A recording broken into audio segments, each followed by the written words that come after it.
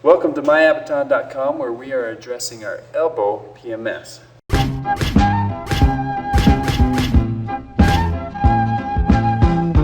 So today we're going to be talking about rubbing it right, and we want to rub through these forearm muscles and make sure that they get released. This is a huge part when you're having elbow pain, because all these forearm muscles will get tight and get a lot of tight trigger points and knots that you need to work out. A couple ways to do that. You can do that with a tennis ball, and you take this, you're going to put it on, and then you're just going to take that and rub it through. You can use a baseball as well. You want to rub through those muscles and rotate your forearm around and get the back as well as the front. And just really press through. You can press pretty hard with this. Make sure that you rub through those muscles to get them nice and released. Great way to get that release.